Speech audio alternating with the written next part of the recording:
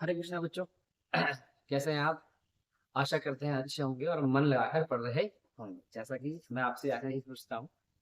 मेरा नाम मोहित शाह है और आप सबका नाम तो मैं जानता ही नहीं हूँ। खैर, धीरे धीरे धीरे धीरे आप लोगों से बिना नाम जाने ही, बिना आपको देखे ही बहुत अच्छा लग रहा है आप लोगों को पढ़ाना। जिस प्रकार से आप उनसे जुड़ते जा रहे हैं, उन सभी चीजों के लिए सबसे पहले आप सभी का धन्यवाद।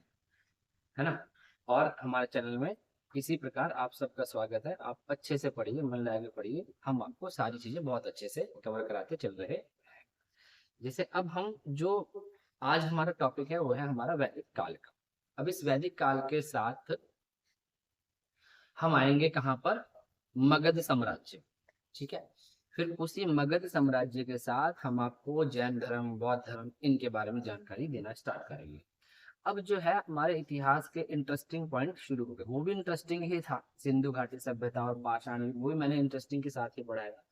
और इसे भी हम कोशिश करेंगे बहुत इंटरेस्टिंग चीजों के साथ इसे पढ़े। तो आज जो हमारी क्लास है वो तो एक इंट्रो क्लास है वैदिक सभ्यता की, है ना।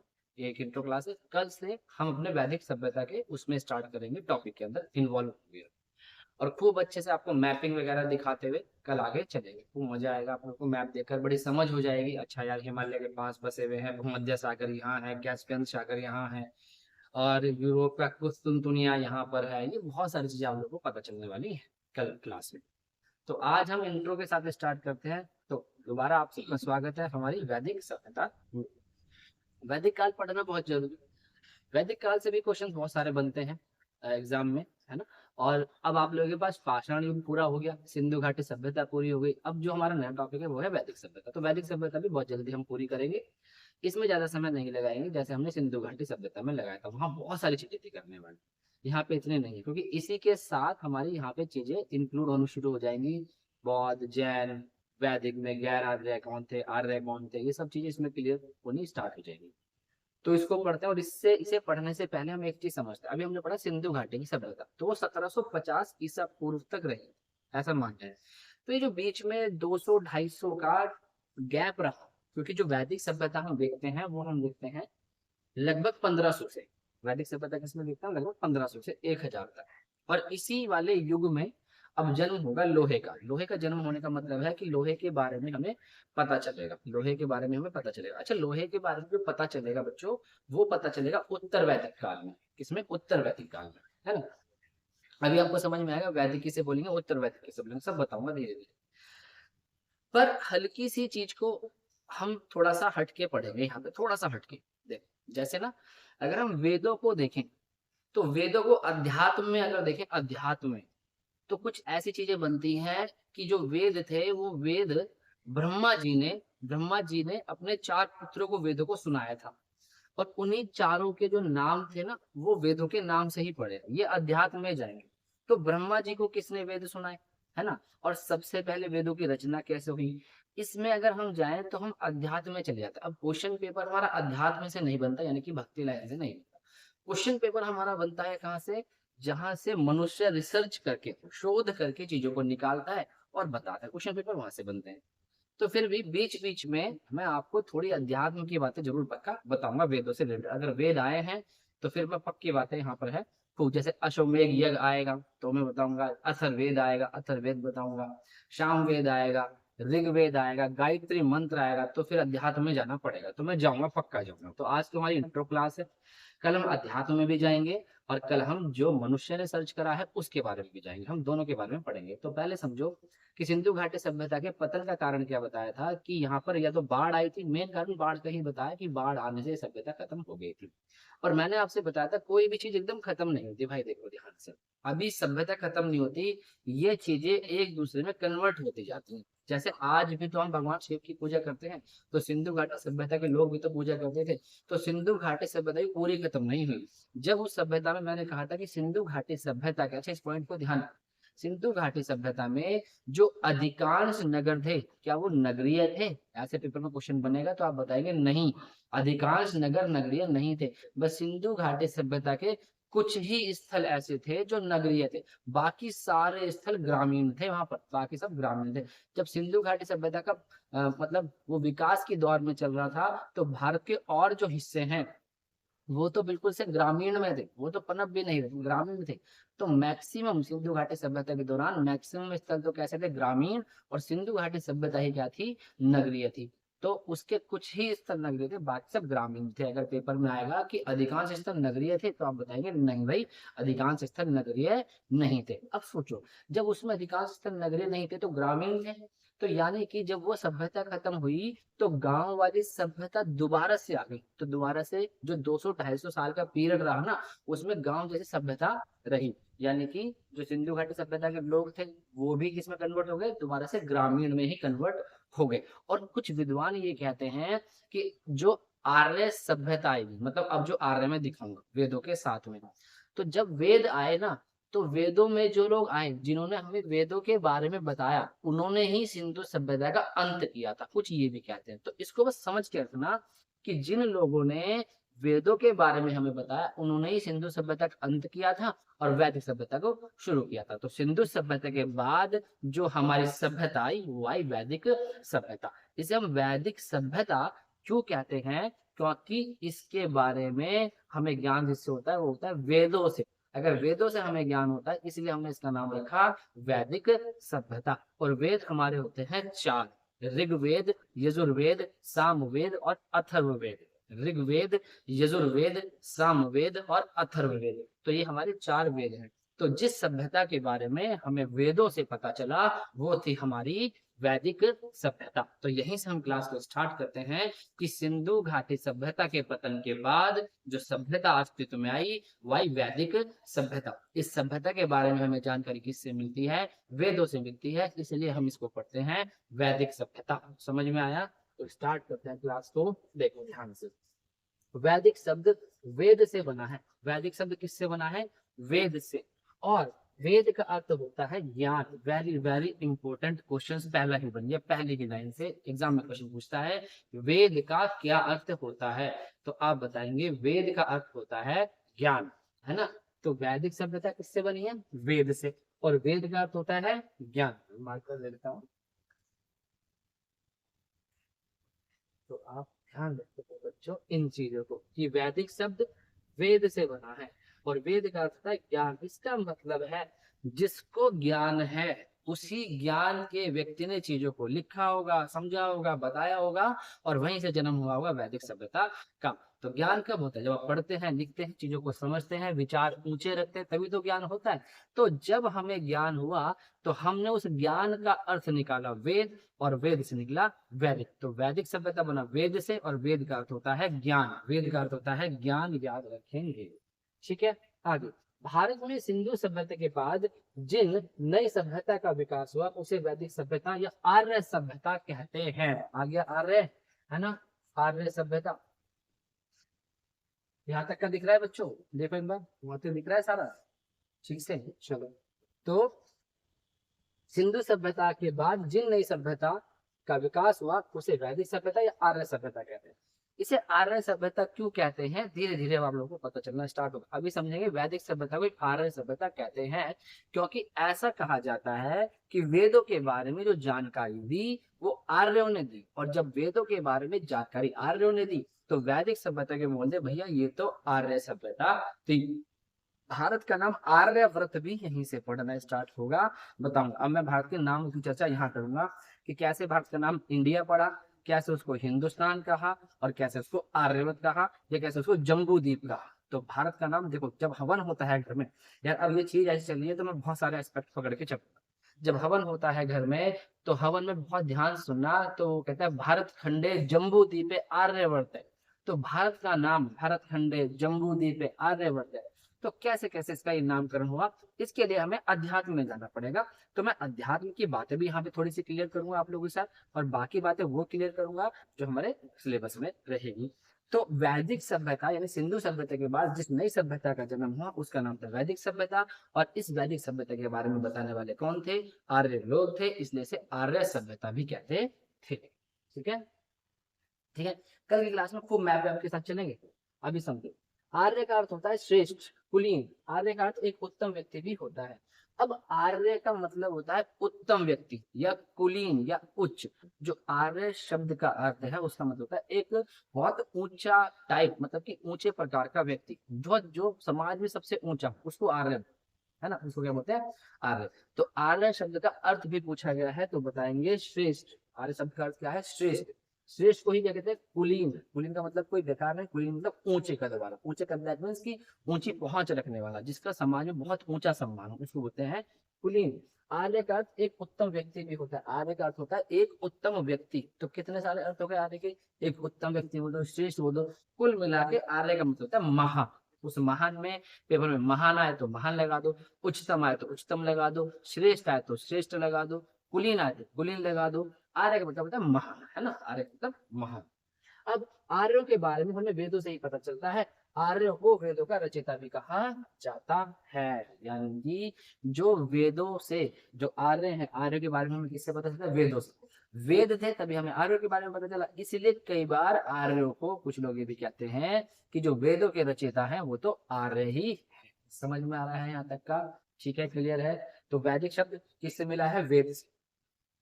अर्थ क्या होता है, ज्ञान। भारत में सिंधु सभ्यता के बाद कौन सी सभ्यता आई, वैदिक सभ्यता या आर्य सभ्यता। आर्य का अर्थ क्या होता है, श्रेष्ठ या कुलीन। और आर्य के बारे में हमें वेदों से पता चलता है, इसलिए आर्यों को वेदों का रचयिता भी कहा जाता है। अब आप देखो ध्यान से, सबसे पहले पाषाण काल, फिर पाषाण के बाद सिंधु सभ्यता, उसके बाद आर्य सभ्यता या वैदिक सभ्यता। आगे ना 3 कालखंड में इस तरीके से ऐसे ही बढ़ते चलेगा लोग आगे, ठीक है। अब सीक्वेंस बिल्कुल नहीं टूट रही, देखो सीक्वेंस पे जो रखना चाहिए। अगर सीक्वेंस समझ में आ रही है ना तो आप पेपर में गलत कर ही नहीं सकते। और सीक्वेंस समझ में आ रही, कहीं तो पढ़ लिया मुगल काल, कहीं पढ़ लिया मेडिवल, कहीं पढ़ लिया आपने मॉडर्न, कहीं पढ़ लिया आपने एंशियंट, बस बिखरे रहो फिर भाई। बिखरने की जरूरत क्या है, सीरीज पकड़ो ना और सीरीज के साथ चलो। ऐसे में साइंस पकड़ के चलूंगा, ऐसे में बायो पकड़ के चलूंगा, मतलब साइंस में बायो पकड़ के चलूंगा, ऐसी ज्योग्राफी कराऊंगा मैं आपको, ऐसी पॉलिटी कराऊंगा। मैं नहीं तोड़ने का बीच में दूंगी, मैं बिल्कुल सटीक से लेके चलूंगा, ठीक है। तो यहाँ तक का काम हुआ हमारा। नेक्स्ट देखते हैं। ये जो आर्य थे इनके बारे में लोगों के अलग अलग मत थे। इन आर्यों के बारे में लोगों के अलग अलग मत थे। देखो एक बार जरा बच्चों, ये ठीक दिख रहा है आप लोग, सुंदर दिख रहा होगा थोड़ा सा, आप सही दिख रहा होगा, सही दिख रहा है, अच्छा। अच्छा, उसका स्क्रीनशॉट ले लो। जो पीछे बना रखे ना इमेज, ये देखो, ये आपके लिए ही बनाई गई है ये इमेज, जिससे आपको देखो कि अध्यात्म से भी जुड़े हुए हैं। आर्य के बारे में कुछ आर्य भी हैं, है ना, आर्य कुछ है, और कुछ देवी देवताएं भी दिखा रखे हैं। तो इमेज आप लोगों के ही ये दे रखे हैं। देखिए, आर्यों के मूल निवास को लेकर काफी मत बंद नहीं है, मतभेद है, काफी मतभेद है। ये है मतभेद, मतभेद। आर्यों के मूल निवास को लेकर बहुत से लोगों में मतभेद थे, विद्वानों में मतभेद थे। जो इस प्रकार से, दैट मीन्स कुछ कहते थे आर्य कहाँ से आए, तो आर्यों का जन्म स्थान को लेकर बड़ा ही ज्यादा समस्या रहती थी। तो सभी विद्वानों ने अलग अलग बताना शुरू करा, किसी ने कहा आर्य कहीं से आए, किसी ने कहा आर्य कहाँ से आए। तो इसका मतलब जैसे मैंने ही बताया, आर्य का मतलब श्रेष्ठ होता है। आर्यों ने ही वेदों की रचना की, ऐसे कहा जाता है। तो ये भी तो होना चाहिए भाई, ये आर्य कहाँ से आए थे, जब सिंधु घाटी सभ्यता के जो लोग थे उनका जो समापन किया वो भी कहा आर्यों ने कर दिया। किसने कहा कि सिंधु घाटी सभ्यता के लोगों का समापन किसने किया, आर्यों ने किया। तो ये आर्य आखिरकार आए कहाँ से, तो आर्य कहाँ से आए इसके बारे में जो बताया है वो इन विद्वानों ने बताया है। तो सबसे पहले से professor Max Muller, professor Max Muller वहां भी लिखा है। इन्होंने कहा था कि मध्य एशिया से आए थे कौन, आर्य। अब मध्य एशिया, है ना, जैसे मैंने आपसे कहा था जब कल हम एंट्री करेंगे तो कल हम इन्हीं मैप के साथ एंट्री करेंगे, तो आपको ये बहुत सारी चीजें समझ में आई थी। और मध्य एशिया बैक्टीरिया, ये बैक्टीरिया बैक्टीरिया है बैक्टीरिया, है ना, बैक्टीरिया के पास से आए थे। कहां से आए थे, बैक्टीरिया के पास से। मध्य एशिया, मध्य एशिया यानी जो एशिया कॉन्टिनेंट है, उस एशिया कॉन्टिनेंट के बीच वाला भाग, जिसमें रशिया का साउथ वाला पोर्शन आ जाएगा, मंगोलिया पोर्शन आ जाएगा, है ना। तो ये जो मध्य एशिया का भाग है, ये वाला भाग आ जाएगा मध्य एशिया का। तो कल मैं आप लोगों को जब मैपिंग कराऊंगा, मतलब कल मैं मैप से स्टार्ट करूंगा इन चीजों को दिखाते हुए। अगर इन पे जाएंगे तो इंट्रो क्लास ज्यादा लंबी हो जाएगी और मैं उसे लंबा करना चाहता नहीं। तो अभी समझना, मैक्स मूलर, एग्जाम में क्वेश्चन आता है कि मैक्स मूलर के अनुसार आर्य कहाँ के मूल निवासी थे, तो बताएंगे मध्य एशिया के। बाल गंगाधर तिलक जो भारत के ही थे, उन्होंने कहा भाई ये तो उत्तरी ध्रुव से आए थे। उत्तरी ध्रुव यानी कि नॉर्थ पोल, अभी जो नॉर्थ पोल है आपको लगेगा यार उत्तरी ध्रुव क्या है, ज्योग्राफी पढ़ाऊंगा ना तो बताऊंगा, लेकिन कल भी बताऊंगा उत्तरी ध्रुव के बारे में बताऊंगा, कल इक्वेटर के बारे में बताऊंगा, कल कैप्रिकॉर्न के बारे में बताऊंगा, कैंसर के बारे में बताऊंगा, यानी कि कल मैं मकर रेखा, कर्क रेखा, भूमध्य रेखा, ध्रुव के बारे में बताऊंगा। जब मैं ज्योग्राफी पढ़ाऊंगा तो वहीं पे बताऊंगा मकर संक्रांति कैसे करते हैं, है ना, जिसे मकर संक्रांति बोलते हैं, कैसे कैसे सबसे लंबा दिन होता है, कैसे छोटा दिन होता है, पृथ्वी आखिरकार झुकी हुई क्यों है, ये सब ज्योग्राफी में आएगा। लेकिन अब उत्तरी ध्रुव आ गया तो एक बार मैं कल पृथ्वी के बारे में ये 2-3 चीजें आपको बताऊंगा कि कहाँ पे ध्रुव है और कहाँ पे आपका इक्वेटर है। फिलहाल के लिए बाल गंगाधर तिलक ने कहा था कि आर्य भाई उत्तरी ध्रुव से आए थे। आर्य कहाँ से आए थे? उत्तरी ध्रुव से आए थे। मैक्स मूलर ने क्या कहा? मध्य एशिया से। कल आते ही अब मैं क्या करूंगा, आते साथ पहले क्वेश्चन दिया, उस क्वेश्चन का जब मुझे आंसर आप करे करेंगे कमेंट बॉक्स में, फिर मैं आगे इसी प्रकार से आपको और चीजें देता रहूंगा और पढ़ाया करूंगा, तो मुझे पता चलेगा कि आप कितना पढ़ रहे हैं। बाल गंगाधर तिलक ने कहा उत्तरी ध्रुव से आए। डॉक्टर अविनाश चंद्र बोस, जो अविनाश चंद्र बोस थे, इन्होंने कहा सप्त सैंधव प्रदेश से आए। सप्त सैंधव प्रदेश 7 नदियों का प्रदेश है। कल इसको भी मैं दिखाऊंगा आप लोगों को, 7 नदियों का प्रदेश कौन सा, यानी कल हम इन सबके मैप देखेंगे, मध्य एशिया का, उत्तरी ध्रुव का, सप्त सैंधव प्रदेश का। तो सप्त सैंधव प्रदेश बोल देते या सप्त सिंधु प्रदेश बोल देते, एक ही बात। तो सप्त सैंधव प्रदेश किसने बताया? अविनाश चंद्र बोस ने कहा भाई ये तो सप्त सैंधव प्रदेश से आए हैं। दयानंद सरस्वती ने कहा कि भाई ये तो तिब्बत से आए हैं। कल मैं बताऊंगा तिब्बत कहाँ पड़ेगा और चाइना और तिब्बत का क्या रोल है, हल्की सी ये बात भी मैं कल आपको बता दूंगा, ठीक है। नेहरिंग एवं प्रोफेसर गार्डन चाइल्ड, जो नेहरिंग थे और प्रोफेसर गार्डन चाइल्ड थे, इन्होंने कहा ये तो दक्षिण रूस से आए हैं। कहाँ से आए? दक्षिण रूस से। तो सबके मत अलग अलग चल रहे हैं कि कोई कह रहा है मध्य एशिया, कोई उत्तरी ध्रुव, कोई सप्त सैंधव प्रदेश, कोई तिब्बत, कोई दक्षिण रूस। और गंगानाथ झा, गंगानाथ झा जो थे उन्होंने कहा ये तो भ्रम ऋषि देश से आए हैं। अब भ्रम ऋषि देश, दैट मीन्स भ्रम ऋषि देश क्या है? अब ये भ्रम ऋषि देश ये लिंक हो गया फिर अध्यात्म के साथ, तो इसको बताऊंगा मैं, है ना। तो भ्रम ऋषि देश के बताए आर्यों को। जो गाइल्स महोदय हैं, गाइल्स महोदय ने कहा कि हंगरी और डेन्यूब नदी घाटी से। अब कहाँ हंगरी पड़ता है, कहाँ डेन्यूब नदी घाटी पड़ता है, कल दिखाएंगे आप लोगों को। अभी इतना याद रखना कि हंगरी अथवा डेन्यूब नदी से आए। और प्रोफेसर पेंकर ने कहा जर्मनी के मैदानी भाग से आए। इनमें से 1 2 3 4 5 6 7 8 8 के 8 याद होने चाहिए, कोई भी क्वेश्चन यहाँ से आ सकता है। तो पेंका महोदय ने कहा जर्मनी के मैदानी भाग से, गाइल्स महोदय ने कहा हंगरी से, गंगानाथ झा ने कहा भ्रम ऋषि देश से, नहरिंग और प्रोफेसर गार्डन चाइल्ड ने कहा दक्षिण रूस से, दयानंद सरस्वती ने कहा तिब्बत से, दयानंद सरस्वती ने कहा तिब्बत से, अविनाश चंद्र बोस ने कहा सप्त सिंधु प्रदेश से, बाल गंगाधर तिलक ने कहा उत्तरी ध्रुव से, प्रोफेसर मैक्स मूलर ने कहा मध्य एशिया से। क्लियर। नीचे नेक्स्ट एक पॉइंट नोट करके लिखा हुआ मैंने, अधिकांश विद्वान कहते हैं कि प्रोफेसर मैक्स मूलर सही कहते हैं कि आर्य मध्य एशिया से आए हैं। यानी कि अधिकांश विद्वान ये कहते हैं कि भाई जो मैक्स मूलर ने कहा है वही सही है कि जो ये आर्य आए ये मध्य एशिया से आए हैं। पेपर में अगर क्वेश्चन आएगा तो आप बताएंगे मध्य एशिया, प्रोफेसर मैक्स मूलर। समझ में आया? मेरे हिसाब से क्लियर हुई होगी बात, ठीक है। अब आगे समझते हैं।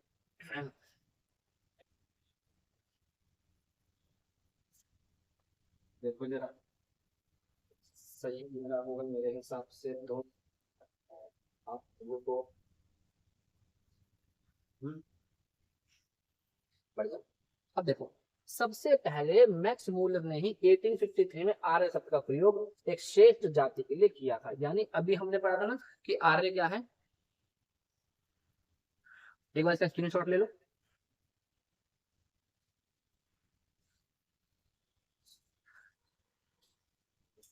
तो ठीक है, सबसे पहले मैक्स मूलर ने 1853 में बताया कि जो आर्य थे वो एक श्रेष्ठ लोग हैं। तो आर्य को श्रेष्ठ किसने कहा? 1853 में मैक्स मूलर ने आर्य को श्रेष्ठ कहा, ये आपको ध्यान रखना है, सही है। तो आर्य, मैक्स मूलर ने 1853 में आर्य शब्द का प्रयोग एक श्रेष्ठ जाति के लिए किया था, याद, ठीक है। नेक्स्ट, वेदों, वेदों में सबसे प्राचीन ऋग्वेद है। सबसे प्राचीन वेद, जो 4 वेद हैं उन वेदों में सबसे प्राचीन कौन सा है? ऋग्वेद है। इसे ध्यान रखेंगे, अगर आएगा कि वेदों में सबसे प्राचीन वेद तो ऋग्वेद बताएंगे। नेक्स्ट, वैदिक सभ्यता में ही वेदों की रचना हुई है। ये तो मैंने स्टार्टिंग में बता दिया था कि जो वेदों की रचना हुई है जिस काल में, उसी कालखंड को हमने वैदिक सभ्यता कहा है। तो वेदों की रचना कहाँ हुई, जिस कालखंड में, उसे हमने वैदिक सभ्यता कह दिया। ठीक है। तो हमें एक क्या पता चला, एक तो मैक्स मुलर ने 1853 में वेदों के लिए, सॉरी, आर्यों के लिए एक श्रेष्ठ व्यक्ति के बारे में बताया, मतलब कि एक श्रेष्ठ जाति के थे, ये किसने कहा, मैक्स मुलर ने कहा। और साथ ही हमने ये देखा कि वेदों में सबसे प्राचीन वेद ऋग्वेद है, वैदिक सभ्यता में ही वेदों की रचना हुई है, ये देखा। और एक वैदिक संस्कृति के निर्माता आर्य ही थे। तो ये मैंने बता दिया था कि भाई वेदों की रचना बोला जाता है कि वो आर्यों ने की है, इसलिए से आर्य सभ्यता भी कहते हैं। तो बता दिया कि वैदिक संस्कृति के निर्माता, यानी कि वैदिक संस्कृति जो निर्माता थे वो कौन थे, आर्य ही थे। वैदिक संस्कृति को बनाने वाले कौन लोग थे, आर्य ही थे।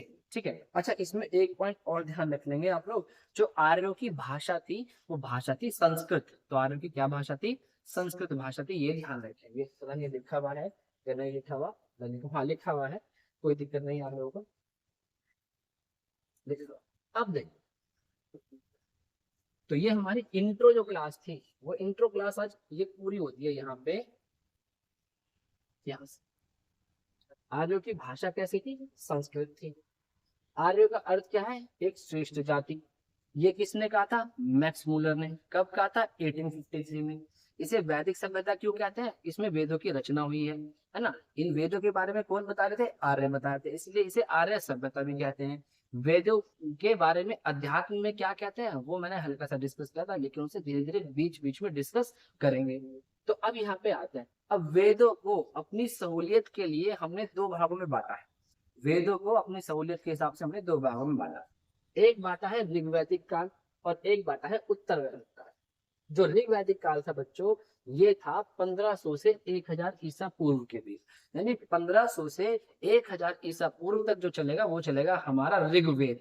तो 1500 से 1000 तक की जो मैं चीजें कराऊंगा वो सारी ऋग्वेद में आएंगी, वो सारी किसमें आएंगी, ऋग्वेद में। यही मैं गायत्री मंत्र बताऊंगा, यही मैं मुंडक उपनिषद बताऊंगा, यही मैं ब्राह्मण ग्रंथ बताऊंगा, यही बहुत सारी मैं चीजें बताऊंगा। तो 1500 से 1000 ईसा पूर्व तक क्या रहा हमें, ऋग्वैदिक काल। और 1000 से 600 ईसा पूर्व तक क्या रहा हमारे, उत्तर वैदिक काल। उत्तर वैदिक काल यानी कि बाद के जो 3 वेद थे, वो बाद के 3 वेद किसमें दिखाई दिए, उत्तर वैदिक काल में। कौन कौन से, यजुर्वेद, सामवेद और अथर्व वेद। इसके लिए एक स्लाइड देता हूँ, उसमें देख, ये जो वैदिक सभ्यता थी, है ना, ये जो वैदिक सभ्यता, तो वैदिक सभ्यता जो थी, इसको बच्चों, मतलब वेदों को हमने दो भागों में बांटा। इसे हमने वैदिक सभ्यता को एक तरीके से हमने इसे दो भागों में बांटा। एक बांटा ऋग्वैदिक काल, इसे या तो ऋग्वैदिक काल बोल दो या पूर्व वैदिक काल। ऋग्वैदिक काल बोल देंगे या पूर्व वैदिक काल बोल देंगे। ठीक है। और इसको बोलेंगे उत्तर वैदिक काल। उत्तर वैद का मतलब होता है बाद का, उत्तर मतलब बाद, उत्तर वैदिक काल। जो ऋग्वैदिक काल था, इस ऋग्वैदिक काल के अंदर हम क्या पढ़ेंगे, ऋग्वेद को पढ़ेंगे। किसको पढ़ेंगे, ऋग्वेद। और इसका जो समय रहेगा वो रहेगा 1500 से 1000 ईसा पूर्व तक। ठीक है। अब मैं थोड़ी चीजें लिखनी शुरू करूंगा, अब तक मैं सिर्फ स्लाइड स्लाइड लेके चल रहा था, अब मैं कुछ लिखना भी शुरू करूंगा, बिल्कुल इसी हिसाब से हम पढ़ेंगे जैसे आप ऑफलाइन ही पढ़ रहे हैं मेरे से। ऑफलाइन का इंटरेक्शन बड़ा ही अलग रहता है, बच्चों के साथ आंखों से आंखें मिलती हैं और समझ में आता है किस बच्चों को समझ आ रहा है, किसको नहीं आ रहा है ना, तो और ज्यादा पढ़ा। अब मैं ये ध्यान नहीं करूंगा कि क्लास कितनी लंबी होगी, जो चीजें करानी है वो मैं पूरा करा के जाऊंगा। ठीक है। पर फिर भी इतना नहीं करूंगा कि आप लोगों से लिखने लिखने में बहुत आपको टाइम लग जाए। इतना करके रखूंगा कि आप उसे आराम से लिख लें, है ना। 30 मिनट की मैक्सिमम वीडियो, 30 मिनट की, या कभी ज्यादा हुई तो 40 मिनट की, बस उससे ज्यादा नहीं बढ़। तो ऋग्वेद को 1500 से 1000, ध्यान रखेंगे वेदों को सहूलियत के हिसाब से पढ़ा गया है, उसके लिए से दो भागों में बांट दिया। एक ऋग्वेद, ऋग्वेद को बोला पूर्व वैदिक काल 1500 से 1000 ईसा पूर्व तक। और उसके बाद उत्तर वेद, इस उत्तर वेद का जो टाइम पीरियड आएगा वो आएगा 1000 से 600 ईसा पूर्व तक। 1000 से 600 ईसा पूर्व तक। अब हम ध्यान रखेंगे, जिस समय मैं आपको कोई साम्राज्य पढ़ाऊंगा, कहीं मैं बताऊंगा कि भाई ये तो जो कालखंड है 700 ईसा पूर्व का है, तो आप समझ जाओगे अगर 700 ईसा पूर्व का है, इसका मतलब है उत्तर वेद के साथ साथ ये वाला भी दौर शुरू हो गया था। समझ में आ रहा है ना। तो 1000 से 600 ईसा पूर्व तक। और इसके अंदर हम 3 वेद पढ़ेंगे, यजुर्वेद, यजुर्वेद, इसके साथ ही हम पढ़ेंगे सामवेद, और इसके साथ ही हम पढ़ेंगे आपका अथर्ववेद, अथर्ववेद। बहुत आता है पेपर में क्वेश्चन कि जादू टोने के बारे में किस वेद में बताया गया है, तो अथर्ववेद में ऐसे आता है। सामवेद में किसका जिक्र है, यजुर्वेद में किसका जिक्र है, ऋग्वेद में किसका जिक्र है, गायत्री मंत्र का जिक्र कहाँ पर है, गाय का जिक्र कहाँ पर है, सरस्वती नदी का जिक्र कितनी बार हुआ है, अग्नि का जिक्र कितनी बार हुआ है, ये सब वेदों के अंदर आता है। तो वेद को हम दो भागों में बांट कर पढ़ेंगे, एक तो ऋग्वैदिक काल और एक उत्तर वैदिक काल। ठीक है, तो खत्म करते हैं बच्चों हम यहाँ पे। पूरी क्लास होती है हमारी आज की, ये थी हमारी इंट्रो क्लास। एक बार फिर से आप देख लें, इसका नोट कर लें, मेरे साथ समझ में आ गया होगा। दो भागों में बांट कर पढ़ा है, ऋग्वैदिक काल और उत्तर वैदिक काल। ऋग्वेद में पूर्व वैदिक काल और उत्तर वेद में 3 काल, 12 वेद 3 काल के, यजुर्वेद, सामवेद और अथर्ववेद। तो ध्यान रखोगे, मैंने क्या कहा, वेदों तो जो वेद है उसको हमने, जो सॉरी मतलब वैदिक सभ्यता है उसको हमने दो भागों में बांट दिया। एक बांट दिया ऋग्वैदिक काल में और उत्तर वैदिक काल में। ऋग्वैदिक काल में ऋग्वेद को पढ़ेंगे, उत्तर वैदिक काल में तीनों वेद को पढ़ेंगे। क्लियर है, अच्छे से बार बार सुनेंगे, उसे रिपीट करेंगे और चलेंगे। तो आज हमने इंट्रो क्लास में देखा कि आखिरकार वेद का अर्थ क्या है, वेद का अर्थ ज्ञान है। आर्य का मतलब क्या है, आर्य का मतलब श्रेष्ठ है। किसने कहा था, मैक्स मूलर ने कहा था। आर्यों ने ही वेदों की रचना की ऐसा कहा जाता है, इसलिए इसको हमने आर्य सभ्यता भी कह दिया था। और जो आर्य सभ्यता था, आर्य सभ्यता ग्रामीण सभ्यता थी, इसका ध्यान रखेंगे। आर्य कहाँ से आए थे, कुछ विद्वानों के अलग अलग मत हैं। तो कुल मिलाकर जो हम टॉपिक स्टार्ट करने जा रहे हैं, वेद यानी कि वैदिक सभ्यता, उसका आज हमें अर्थ पता चल गया कि क्या होता है। अब और ये पता चल गया कि सिंधु घाटी सभ्यता के बाद जो सभ्यता आई वो वैदिक सभ्यता ही थी। अब मैं बताऊंगा कि लोहे का आविष्कार कहाँ पे दिखाई दिया, वेदों के किस वाले कालखंड में लोहे का आविष्कार दिखाई दिया। ठीक है, तो मिलते हैं कल मैपिंग के साथ और अच्छे ढंग से चीजों को और एक्सप्लेन करते हुए चलेंगे आगे, और एक भी क्वेश्चन इसमें से नहीं बचने वाला। चलो, हरे कृष्णा, धन्यवाद।